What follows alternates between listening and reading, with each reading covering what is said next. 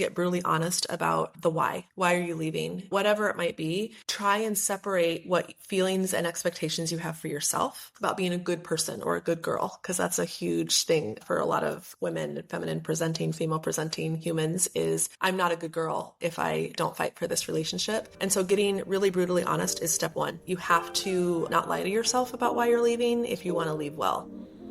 Welcome to Come Talk with Aimee, the podcast where sex isn't whispered about, it's talked about out loud. I'm Aimee, your host and intimacy coach, here to spark raw, playful, and unfiltered conversations about relationships, desire, and everything in between.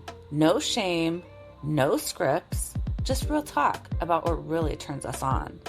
Let's dive in.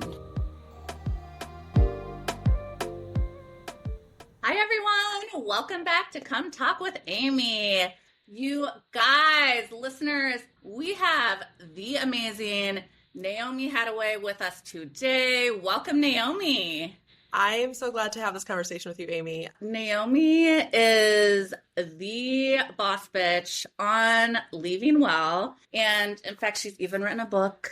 I feel so honored because I got to be one of the people to read it before it came out in print and give some insights and thoughts on that, which I feel so honored. And it's just been so beautiful to watch your journey the last several years. So I know so much of the goodness that you have been doing in the past, that you're currently doing, but tell our listeners all about you because they need to know who Naomi Hattaway is. So I think where I will start is that I have left often. We have moved a lot. We moved a lot as kids. We've moved a lot inside of my marriage with our own kids.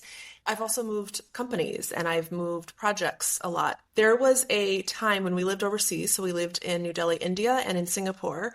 I got to know a gentleman named Jerry who was using the Leaving Well concept to talk about leaving one expat assignment or living abroad outside of your passport country to prepare the best for the next spot. He's like, you can't meet good friends, you can't settle your kids well, all of those things if you're not leaving the last spot well.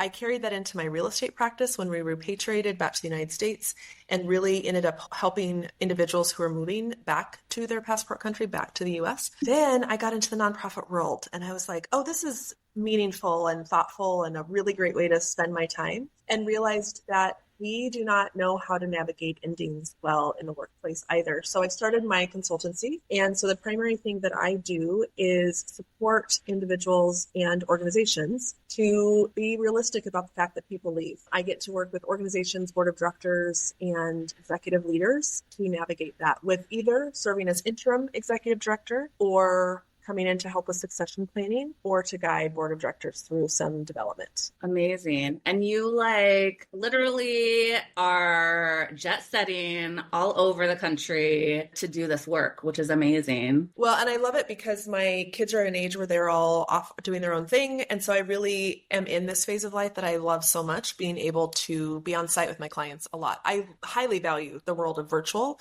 because I think we can get so much done, and I'm thankful for virtual, but sometimes on site is really where trust and relationships can be built the best. And I have to tell you, I know that I recently reached out to you about doing this podcast episode, but I have been thinking about your work and Leaving Well and how it fits into the work that I do as an intimacy coach, both from like leaving sexual relationships, romantic relationships, right? Because people are leaving left and right? And in fact, it's more common for us to leave than to stay. It can be messy, and not that there's a script, to follow and they don't know. And we're in the world of situationships and ghosting. And I really think that that's because, well, in a lot of ways, it's like we don't know how to communicate the leaving. It's not that we don't want to leave well, but it's that we don't have the tools. 100%. And so, yes, 100. I am so excited to dive in. Yes. So thank you for coming on. And Naomi, you literally wrote the playbook on Leaving Well. Let's start at the juicy part. Like, what's the messiest exit? So a lot of what I'll talk about is thinking about inside of the workplace, and then I'll draw correlations to romantic, physical, sexual, etc. relationships. So the messiest exit that I've been a part of with my clients was an organization that was founded by a gentleman who was elderly when he started it. And he had the foresight, which I do applaud him for this, to be ready to pass the organization to someone who didn't look like him. So he was an older white man who had a lot of privilege around wealth and around his network. And he passed it to a woman who is mixed race Black, who is also significantly younger than him, who didn't have the network. And so on the surface of it, it felt really good. Oh my gosh, he's actually doing the thing that we say is to leave well. What was underpinning that, though, was he was absolutely refusing to let go. And he also wasn't willing to face head on his relationship with insignificance, which I think comes into play with intimacy a lot. We get so tied up in our relationships and what it means for who we are and how that impacts our identity that sometimes saying no to a relationship, saying we want to end it, really brings up all of our messy feelings about insignificance. The other thing I think that was happening with this messy situation was he insisted on staying. So he put her in place. The board said, this next leader, we're so excited. And he wanted to stay and like look over her shoulder. He wanted to still have an office. It's like when you decide to leave, I really think the healthiest thing is physically to leave. That means relocating to a different city, whether that means cutting off, maybe you both go to the same classes, whatever it is. I think that that's when it's messy, is when we still have our tendrils and our hooks in some way, and it's not fair to anyone. The long story of the messy situation is the board decided to keep him on in a contracting situation. He did get an office. He got to keep his keys.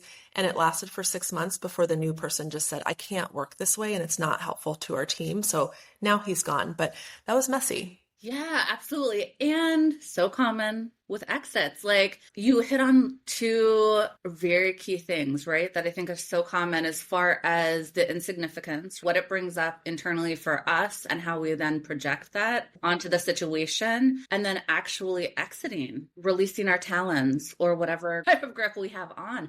That part is so hard. It's so hard. And I think part of what we're also going to talk about is like, why is it so hard? And it's because literally we are terrible at endings. And part of the reason why, and you brought this up kind of earlier, is that we're not taught how. I just listened to a podcast episode with Gabor J.B. Copeland, and it was so good. JB was supposed to be interviewing him, and instead it ended up being a therapy session for JB. And so if you're not familiar with either of them, go listen to the episode. But in it, Mate said to JB, when did you learn Swahili? And JB was like, I don't know the language of Swahili. Like, why would you ask me that? He said, the reason you don't know it is because you were never taught it. So it's crazy to think that you should just be able to speak Swahili if you were never taught it. Same with natural endings. It's the same with leaving something. Our culture, especially Western American culture, is terrible about endings. We don't talk about death. We don't talk about dying. And so if we can't even do that, how do we think we're supposed to know how to navigate leaving a relationship? Exactly. And let's go there, because breakups happen, friendships fade. Yep. As I mentioned, ghosting. Woo! We all have been a ghost or have been on the receiving end of ghosting. So why as humans are we so bad at closing chapters without like blowing all of the shit up? I think part of it is that endings feel like failures, that it feels like what we went into it wanting to get, whether we did or not, to close it feels like a failure. People often challenge me on this, but I think it also depends on if you were the one to decide or if it got decided for you. When you're the one that decides, then that brings up a whole host of feelings around you're gaslighting yourself. Maybe this wasn't as bad, or maybe I should just stay a little longer. Maybe I should try harder, what have you. When you're the one that decides, it also brings up feelings of abandonment, that you are the one causing it. If you're the one that is having the ending decided for you, oh my gosh, I mean, lack of control is a huge part of it. A lot of times, if there's not communication, you don't even know why sometimes. And I think in all of this, what I always tell my clients, and it would be the same for anyone listening to this conversation, the ending that you're going through or pondering, it's not just about this one time. It is going to bring up everything from your past, whether that's childhood stuff, whether it's, for me, in my childhood, it was sitting by the front door waiting for my dad to come because he promised he would, and then he never showed up. So it brings up all of those kind of things. It also brings up, even though we think it's inconsequential, every time you move house, you are leaving a part of yourself. And that's not often reconciled. Can you go a little bit deeper into that concept of every time we leave a place, we leave a home, we leave a part of ourselves? It's huge. And so another thing that I just witnessed was this woman who is a deaf woman who is an artist, and she has a piece called, it's literally called Trauma, LOL. And I was like, that's brilliant. And she was describing it. So in ASL, she was describing it. And she said the word trauma, it's hooking or crooking almost your index finger, kind of like an R would be. And then she would say that the ASL sign for trauma is that you drag it across your forehead and like with a kind of grimaced face because you're scratching into your brain trauma. She said sometimes you might even do it across your chest. And sometimes you even use all of your fingers to almost like a scratch across your chest or scratch across your forehead. And I was like, oh, that's so visceral to think about. Like trauma literally is a scratch on your body, in your psyche. And so I think that we often think that there's like big T, capital T trauma, and the lowercase t is, again, moving house, packing up the memories and the putting things in boxes of whether it was good or bad or indifferent or in between of what happened in that house. We don't process and we don't say goodbye. When I was a real estate agent, Aimee, I would literally tell my clients to like find a closet and write a note to themselves, to that house, to their memories, write it in the closet, write it in pencil if you need to be able to process the goodbye. And I just think, I mean, none of us are in the same house we were born to, you know? And so think of all of those moves that have happened. Yeah, I don't know if that helps with what I just said, but that would be my answer. No, the ASL visual was so powerful. I actually know ASL and I use it in my non-sexual health job right now because I work with adults who have developmental disabilities. And it really is just the grimace, the face, putting that emotion into it, the scratching, the number of like fingers you're using. I think that was just a beautiful, beautiful way of relating and feeling into that. Woof. The other thing I think I'll say, Aimee, because you talked about like blowing things up, I think it's easier to blow things up than to risk vulnerability. And then when you think about like the walking wounded, you know, literally people walking around in the world just doing their thing, especially where you are, you know, you're literally all over the place in New York City. And we just expect that people are doing okay. We just assume that there's not a bunch of trauma living under the surface of them. Then when you bring that into a relationship, I mean, it's easier to blow things up than it is to be soft and vulnerable and challenge and question ourselves and each other. Yes, vulnerability is scary and uncomfortable. And it's easier just to blow that shit up rather than sit with all of the emotions and share. Yeah.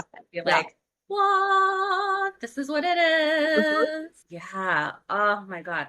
You have a whole model for leaving well. And one of the things that you talk about is kindness versus niceness. And so I'm wondering, because this is something that I've had to really work on myself, is understanding that difference. Can you talk a little bit about the difference between kindness versus niceness, and especially in like ending a relationship, what that would look like? We're socialized in a feminine way. Women, non-binary folks, anyone who has been socialized to behave in that way, we're socialized to be nice. My name means pleasant spirit. I've grown up and spent my entire life trying to be nice, to live up to my name. To me, niceness really, though, equates. When I look at how when I'm choosing niceness over kindness, what I'm actually doing is being conflict avoidant. I am wanting to just like stay on the surface, move on, move past, not get into the details. But really what niceness does is prolongs the pain or prolongs the decision or prolongs the action. To me, kindness doesn't feel good necessarily. Like I think we think that kindness is a nice thing, that it feels good, but really kindness to me is honest boundaries and really badass truth telling. And that doesn't always feel good. So I think the thing I'm always reminding myself, because I'm not good at it either, is that I need to detach kindness from feeling good. And instead, kindness is the only option because of the boundaries, the honesty, and the truth that comes. Ah, that's beautiful. And as you were talking, I was thinking about what we were talking about previously with like blowing shit up and vulnerability. And niceness is kind of the same coin, right? Or this different, what is that saying? The different side of the same coin? Oh, yes. Yeah. Right. Like blowing shit up and ghosting or whatever that is, right? Whatever that looks like. But niceness is also not wanting to risk that vulnerability in a lot of Yep. ways too. It really is. If you think about like almost like a cake and you're slathering the layer of icing on top of it, that's all niceness is. It's just, you could have a cardboard cake under there, but it looks pretty because you've got this beautiful icing on top. Mm, And kindness almost is like the juicy carrot cake underneath it. That's kindness because you can cut into it. It still is getting at the heart of it. I think we're socialized to be nice. This is probably a whole nother conversation, but I also think going back to not knowing how to navigate feelings and emotions, we don't know how to navigate when someone's not quote unquote nice. We're taught as mm, children to be nice to each other. And so like, yeah, but then we turn around and talk shit about them at the playground, like, so yeah, niceness we should yeah. all stop doing. No more niceness,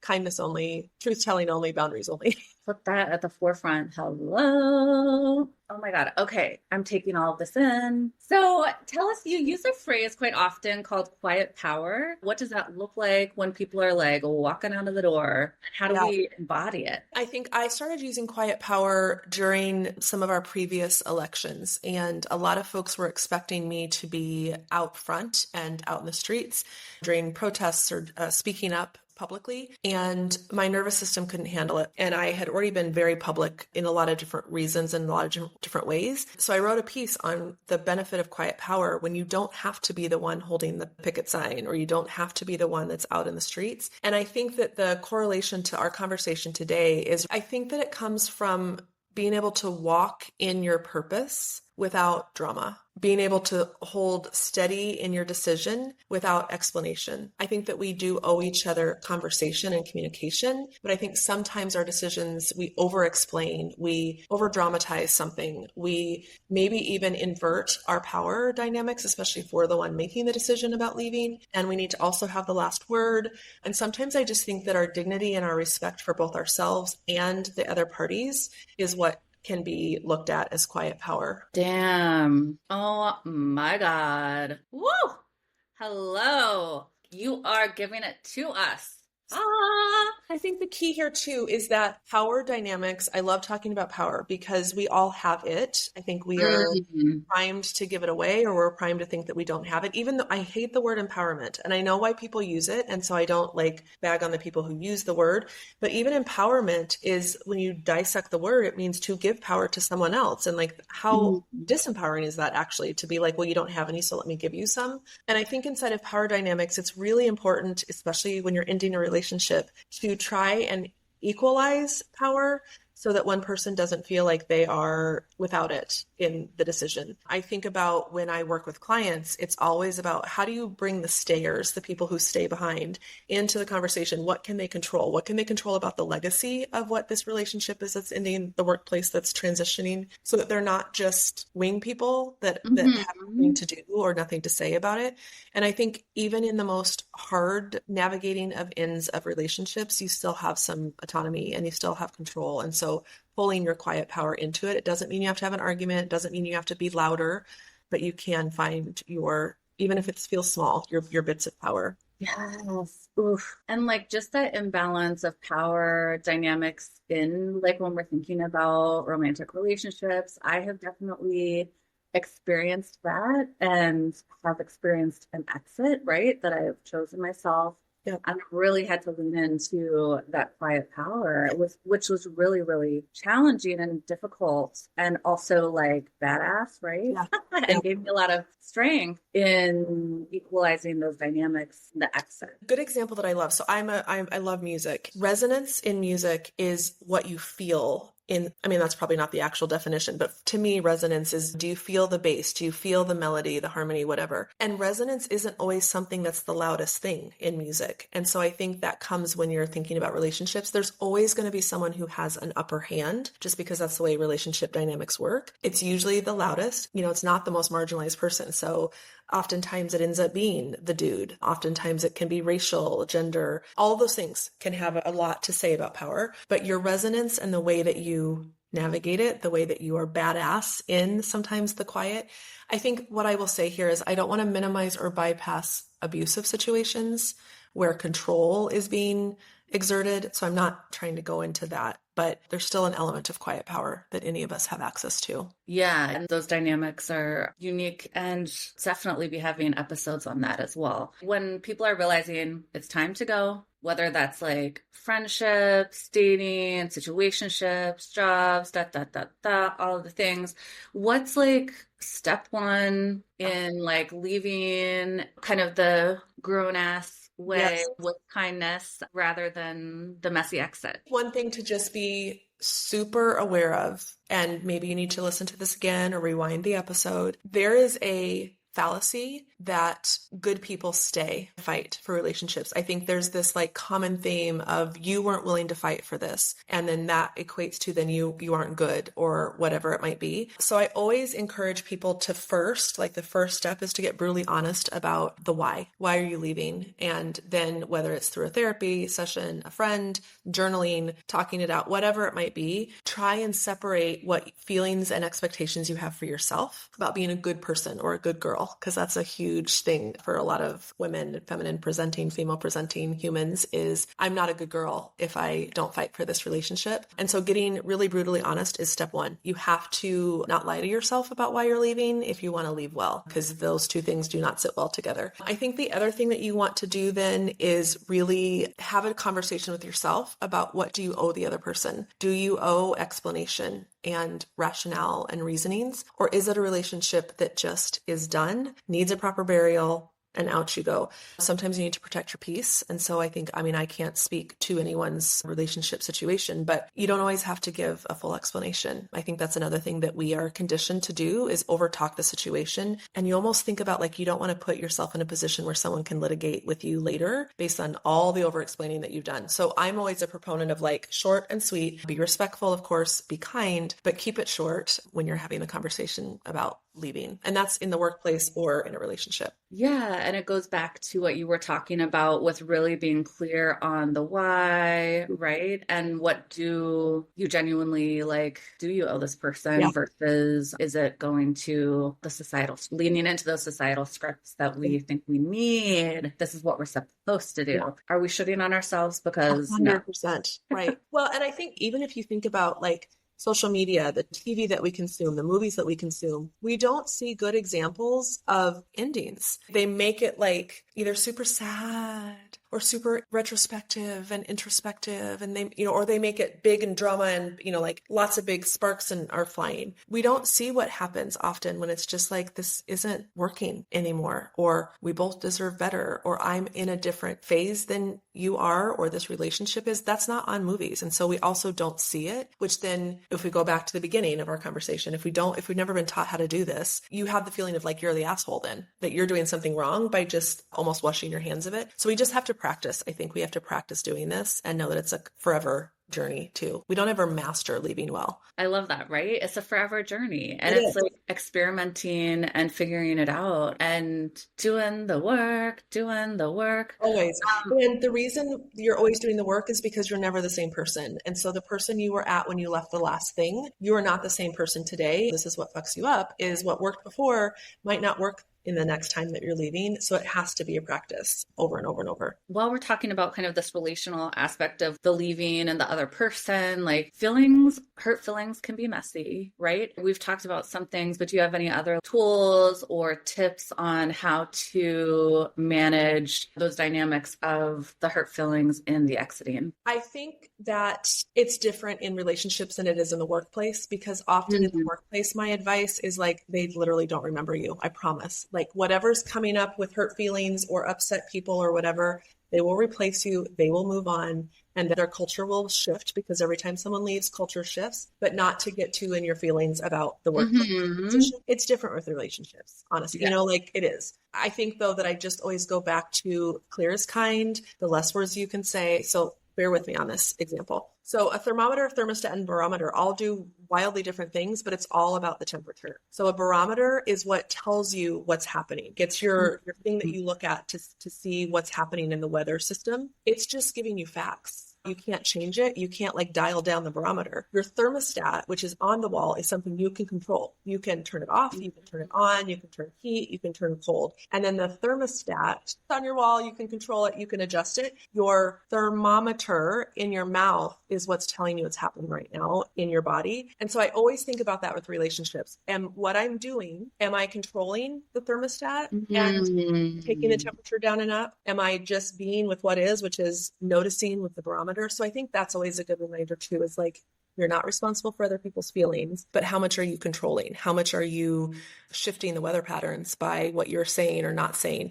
Do your actions match your words? Because we do that in relationships all the time. We might say one thing and then we do another thing. I do it myself too. So I'm like not judging, but that's a horrible thing. And when you're leaving is saying this is over, but then your actions don't say it's over. So I'll leave that there. And situationship culture. I do not do situationships. I will tell you here and now, if I feel like this is getting into situationship territory, that's when I leave. I'm like, nope. Yeah. I am like a boundary ninja when it comes to that. I will have fuck buddies. I will have like friends with benefits or relationships, right? But it has to be very clear from both of our ends what is going on. If like that, where the words are not matching the actions, that stuff fucks you up. I'm not sticking around for that. Yeah, it does. Well, and if you think about going back to like the workplace, if I said, so imagine we work together and I said to you, I'm leaving, I'm going to put in my resignation and I'll be gone by the end of the month. But then every action that I made, I'm still controlling decisions. I'm not handing over any relationship contact information. I still have the keys. Like it's the same thing. And we do it all the time in relationships. And it goes just back to so much of what you talk about, like communication. Like you have to have open boundaries that you're talking about, because without those, it just gets so murky and so muddy so fast. Absolutely. Yeah. Absolutely. So let's go with timing, because I feel like we can say like it's ready. So we're ready to exit, but timing can be tricky too, like too soon, too late. How does somebody know when it's like, okay, it's time to pull the plug? This might sound a little dramatic to some folks, but when you keep saying the same things to your friends about the relationship over and over and over, it may be time. I also think that when you're having the same fights, it's time, or when you dream and daydream more about without this person than you do thinking about what the future could be like with them. I think those are all really good signs. I also think that we are so far away from knowing how to listen to our gut and our intuition, but our body also knows. When you use the example of maybe you live in two different places and when you fly to go see that person, how does your body feel when you're in the space with them? That's also going to give you an indication of whether it's time. I also think that it can be time if you've exhausted what's worked for you in the past to mend or keep a relationship going. That's another good reason for time. And honestly, you have the permission from me. If you decide it's time, you don't even have to give an explanation. So we love a permission slip around here. I would add to that too, what I love to tell people, because people know that I've left a marriage. And so whether they're in the neighborhood or at an event and they hear that, and they'll come up to me and, how did you know when to leave? And I say, when you think about staying, what's the word that comes to mind? One word. When you think about leaving, what's the one word that comes to mind? Yeah. And to me, like, that can be really telling. It goes back to the why. Is the why because you are staying because you want them to be a better person? You want to help them be a better person? You want whatever the thing is. Mentally, if you're already gone and checked out, you need to honor that by actually having your actions match and doing the leaving. Also, it's a beautiful untethering of a thing in the world to realize like they actually might be better off without you. Yeah. So we've all been here, right? Once we've left, we're like sliding into the DMs at 2 a.m. Hello, or we're receiving those. How do we stop that? How do we really act? You said this, when you leave, actually leave. How do we do that? What does that look like? It literally is really practical shit. There's no genius that I'm about to share, but you really have to create some distance between your impulses and your actions. So again, this is practicing and it's also experimentation. So if it's 2 a.m. DM, block notifications for everyone and not just do it for the person. Like just say put quiet hours on your phone from 10 p.m. until 6 a.m. I don't want to get any notifications. That can also help get that distance distance away from, it's not just about this person, it's about your peace and getting a good night's sleep. I think that the other thing that's really powerful is assigning a reason to your action. So that is a good example of like, I'm blocking my notifications because I want a good night's sleep. It's not because I have no self-control or I don't have good impulse control, because those things also get in your brain. I also think it's really cool to have accountability with someone, even if you never, it's kind of like writing the letter that you never send. Even if you never actually ask for accountability with your buddy, just asking someone to help you with that. Because verbalizing and saying, I'm going to have a hard time when they DM me at 2 a.m. I'm going to have a hard time not wanting to respond. And just knowing that someone's going to ask you, how's that going for you? So I don't really have great advice here, except to just practice and give yourself a little grace for the times when you do respond to that DM. Yes, absolutely. And I'm a big like accountability person. Not that I always am good about setting it up, but it really motivates me and I tend to follow through. It's probably like my, history of people pleasing that I've tried to repair and work on, but it really works for me. I'm like, oh, okay, there is someone out there who is going to hold me accountable. Yeah. And knows, and I have spoken it out loud. Yeah. For me, that's really motivating, actually. Well, and I'm glad that you brought up motivating, because understanding what motivates you is a huge piece of this exercise when you're leaving something. For some people, motivation might be the accountability. For some people, motivation might literally be the untethering of having freedom. Other people, the motivation, like whatever it is, if you can identify that, then that's also a helpful reminder when you get that 2 a.m. DM of like, oh, wait, if I answer this impacts my freedom, or this impacts my accountability, or this impacts the word that I made to myself, whatever it might be, that can be helpful. Give us all the things. So, okay, so we've left, right? We've left the situationship, the relationship, the whatever ship, and they're all ships in the night sailing. No. And so how do we like keep, because we've exited it, and you talked about that, you've been talking about this, like that brings up a lot of shit in us, right? Whether you're the person choosing to leave or you're being left. And how do we keep our heart open to like, okay, I'm ready for the entrance to the new thing, the new person, the new relationship, when like we're still feeling the sting of everything else? I'm a huge believer in ceremony. I think the thing with a relationship is it doesn't have to involve the other person or the other people. You can do ceremony for yourself. I love playlists. So creating a playlist for this very specific leaving, grieving, that's the other thing that we just need to note and honor, is that there is always going to be grieving. Even if we're feeling so good about the decision, grieving doesn't have to be a first, second, third place. Your grieving can be as impactful on your body as someone who is grieving the loss of something that you might think is more important. And I also think that healing, when you think about healing, it's never about forgetting. I don't think, anyway. I know some people feel that way, but I think it's important to think through also being open for the next relationship means that you also have to put away maybe the mistakes or what happened in the past relationship, because that has nothing to do with the person that you might be inviting into the next relationship. That was a big old word soup, but I think it's ceremony, create a playlist, grieve, know that healing doesn't mean forgetting, but you also have to create an open space, a fertile ground, if you will, for the next person or whoever you're inviting in to have that look different and have it be different. And it goes back to like, you're not the same person. Even if you jump right into a new relationship with someone, you're still not the same person as you were during the last one. Yes, absolutely. And like for me, I love to work on this with my clients as well, is that, and it's been so empowering for me, is realizing like examining at my own shit or my own like things, like what is in my control? Yes. And how can I make improvements, or what do I want to do differently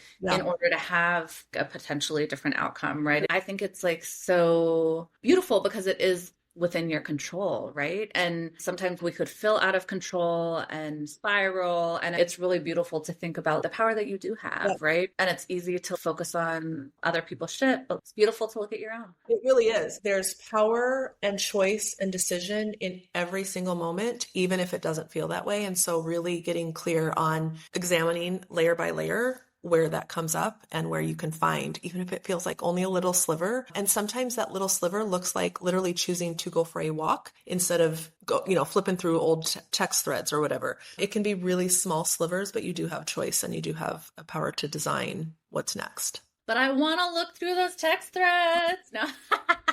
I want to go over it with a fine-tooth comb and figure it out. Where did this go wrong? Also, when we think about, I mean, this can be with any type of relationship, but with situationships, I feel like what a lot of people do, me included, and this is why I'm like, no, we're not going there. I put them out before they start, blow it out, or I address it. Let's say that. If it doesn't change, I'm all right, bye. Yeah. But going back to, they lead to a lot of, it taps into insecurities. It taps into, Sure you does. want to justify like the person's actions. Yeah, you're talking to your friends about it, all of these things. A lot of the times it has nothing to do with us, right? And or we're not going to get the story because the person has ghosted us, or Yep, they're that's acting, so true. their words and their actions are not matching up.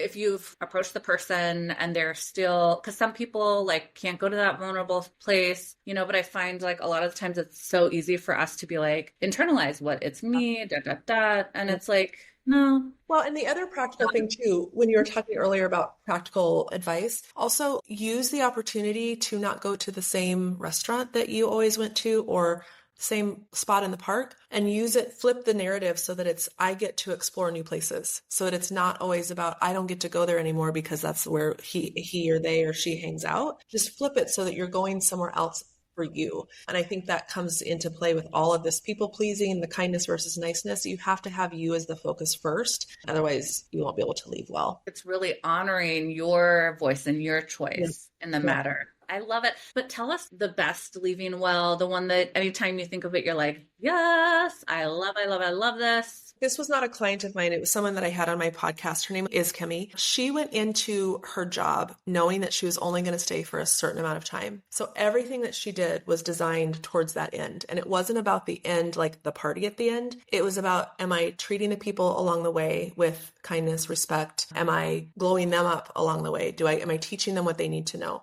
Am I the best person that I can be during this time period? Then as the time started getting closer, she was able to then really design what the gaps were. Where did I mess up? Where did we go wrong? Where did we go to the, kind of go to the wayside? And then at the end, she designed her party. She bought herself a party dress. She bought a golden baton. They had a ceremony. They had a party. She literally handed the baton to the next person. And she said, I wish you well. And the party was both about her and about the future for this organization.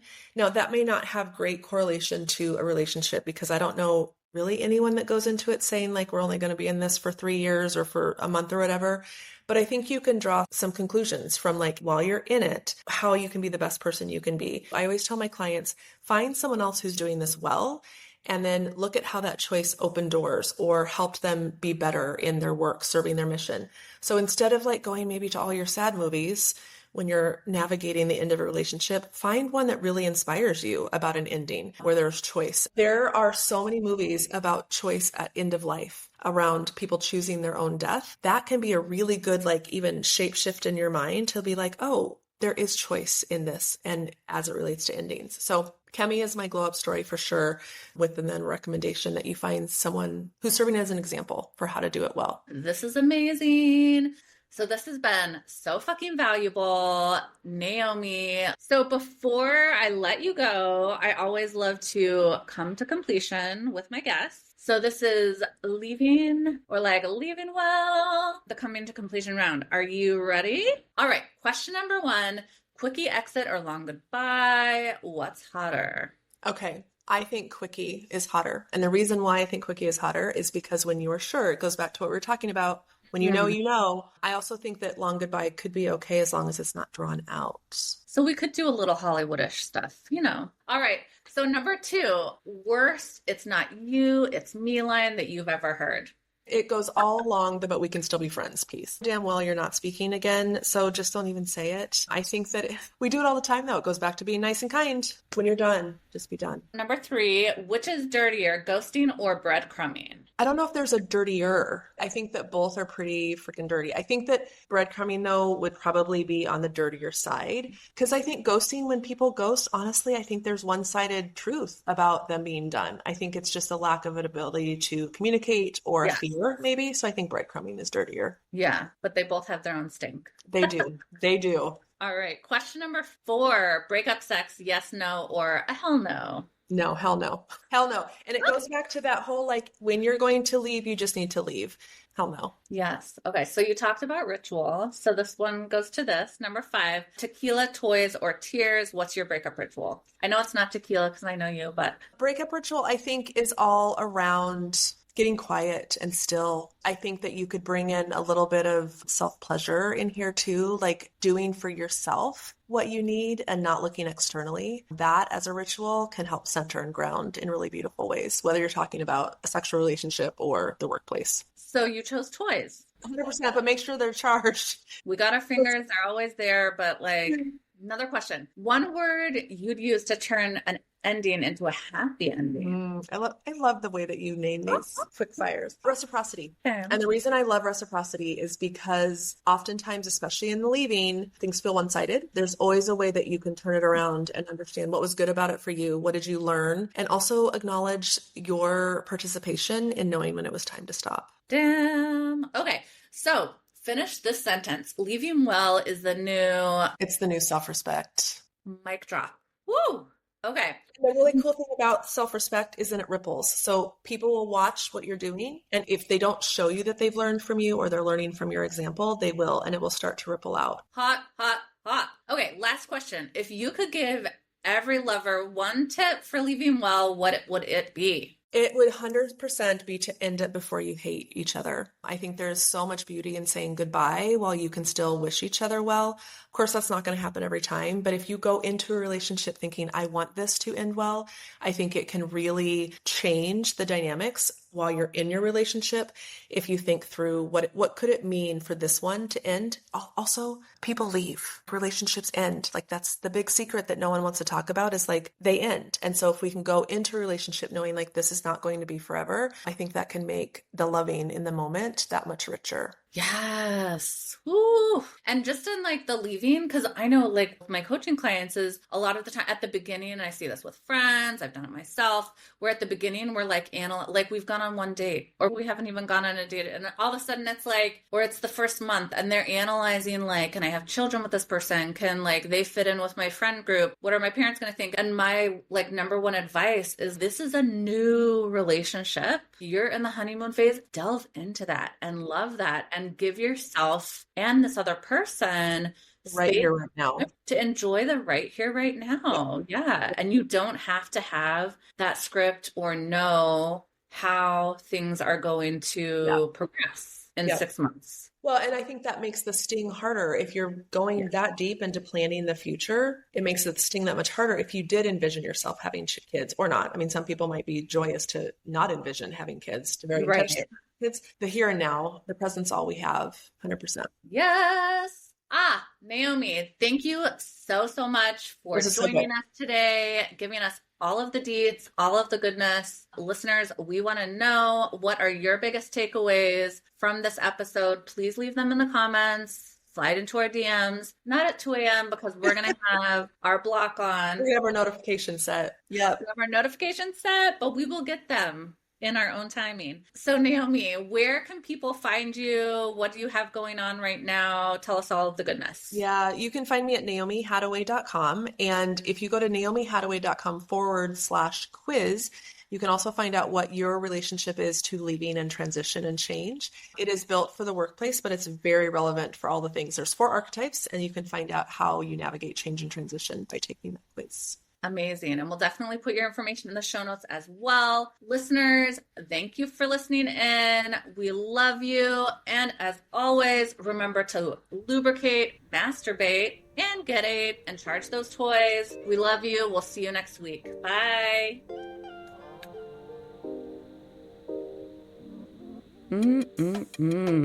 That's all for today, lover. Remember to masturbate, lubricate, and get it. If you liked this episode, share with a friend, like, subscribe, and as always, thank you for coming. Please come again, and come again.